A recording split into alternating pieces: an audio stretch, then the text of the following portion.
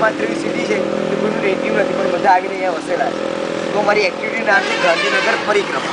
પરિક્રમા એટલે આપણે ગિરનાર પર્વતની પરિક્રમા થતી ભગવાન ગણેશે એમના માતા પિતાની પરિક્રમા કરી.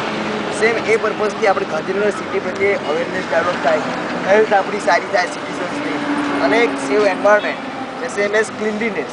આ જે પર્પઝ આપણામાં ડેવલપ થાય સિટીઝન્સમાં, એના પોઈન્ટ ઓફ વ્યૂથી આ ગાંધીનગર પરિક્રમા 3rd યરમાં આ ઇવેન્ટ અમે આ સન્ડે ઓર્ગેનાઇઝ કરી. એના માટે સર મોસ્ટ વેલકમ તમને આવ્યા છે કે સર આનો રૂટ એકદમ સિમ્પલ છે. 24th મોર્નિંગમાં ઇન્ફોસિટીથી સ્ટાર્ટ થશે.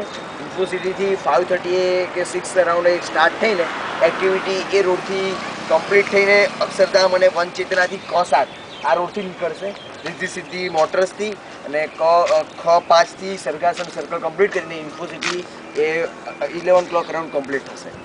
એટલે આ ગાંધીનગર પરિક્રમા ઇવેન્ટ. તો સર આ ઇવેન્ટ માટે અમે તમને મોસ્ટ વેલકમ કરીએ છીએ.